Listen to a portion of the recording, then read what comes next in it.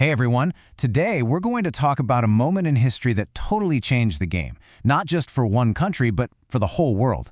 We're talking about Mussolini's March on Rome back in 1922. So, how did this all go down? Let's get into it.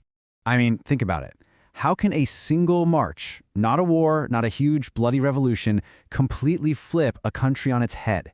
It was basically a massive, high-stakes political bluff. The real question is, how did it work so well, and what does it tell us about power? That's what we're going to break down. Okay, so to really get what's going on, we have to rewind a little bit. Picture this, it's Italy, right after World War I has ended in 1918. And to put it mildly, the country is a complete and total mess. Yeah, it was basically a perfect storm of problems. Italy had lost a huge number of people in the war, and the economy was in the tank. Prices for everything were skyrocketing. Soldiers were coming home, but there were no jobs for them. Naturally, people were angry, so there were strikes and protests everywhere. On top of all that, the government seemed totally powerless to fix anything, and a lot of people were genuinely scared that a violent revolution was just around the corner. This feeling of chaos is the key to everything that happens next. So, you've got this entire country on edge, feeling lost and angry. And right into the middle of all that chaos walks a brand new political movement, led by a guy who knew exactly what to say to a desperate population. And that guy's name was Benito Mussolini. He was a really charismatic speaker, a former journalist, and he started this thing called the Fascist Party. His message was super simple but incredibly effective. He told everyone that the current government was to blame for everything, and he promised he could fix it. He promised order, strength, and to make Italians proud of their country again.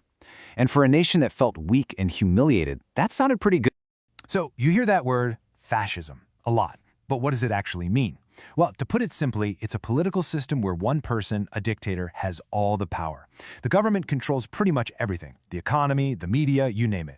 And the most important thing isn't you or your personal freedoms, it's the nation. National glory and strength come before anything else. So who were these fascists? Well, Mussolini's most dedicated followers were known as the Black Shirts, named for their uniforms, of course, and they weren't afraid to use violence and scare tactics to deal with their political enemies. But it wasn't just them. A lot of middle-class folks and wealthy landowners supported the fascists because they were terrified of a communist revolution. And Mussolini's promises of a bold, exciting new future for Italy, that really fired up a lot of young people. All right, so fast forward to 1922. The fascist movement has gotten bigger and stronger, and Mussolini decides it's time. It's time to make a big, bold move to take over the whole country. Now, this is super important to understand. The March on Rome wasn't really a plan to invade the city and conquer it with military force. It was more like an act of political blackmail. The idea was to look so big and so threatening that the king and the government would just give in. They wanted to make it seem like handing over power was the only way to avoid a terrible civil war. And just like that, it started. Thousands of armed black shirts, all organized, started heading towards the capital, Rome. They came by train, they came on foot, and along the way, they did something really smart. They started taking over key buildings like post offices and train stations. This wasn't just about getting to Rome, it was a show of force, proving they could bring the country to a standstill if they wanted to. Okay, so you've got thousands of armed men marching toward your capital city. Everybody is looking at the government, and especially at the king, wondering, what are they going to do about this? The leaders were facing an impossible choice. On one side, you had the prime minister. His plan was straightforward: declare a state of emergency and send in the army to stop the black shirts in their tracks. But on the other side was King Victor Emmanuel III, and he was scared. He was thinking, what if the army doesn't obey my orders? What if some of the soldiers actually join the fascists? He was terrified of starting a civil war that could tear Italy apart and cost him his throne. And this right here, this is the moment everything changed. The king refused to sign the order for a state of emergency. By making that one decision, he basically tied the government's hands. The army couldn't be used. He chose to back down to avoid a fight, and in doing so, he swung the door wide open for Mussolini. So, the government couldn't fight back. The march was a huge success before the black shirts even got to Rome. But how does that victory become a full-on dictatorship? Let's see how it happened. After Mussolini was in charge, his propaganda team created this epic story about the march, a heroic, brave takeover by force. But the reality? Well, it was a lot less dramatic. There was no big battle. It was a backroom political deal. In fact, while his black shirts were waiting outside the city, Mussolini got a call from the king, inviting him to come to Rome and become prime minister. He literally took a comfortable overnight train and showed up in a fancy suit.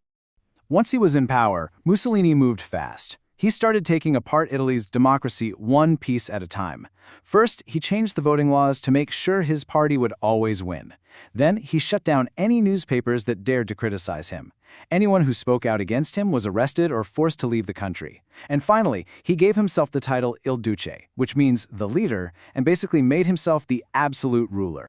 So what did this mean for regular people? Life completely changed. Kids were enrolled in fascist youth groups where they were taught that their #1 loyalty was to Mussolini. The government took over major parts of the economy. A secret police force spied on people to make sure nobody was stepping out of line. Suddenly, personal freedom wasn't the goal anymore. Your only job was to serve the nation.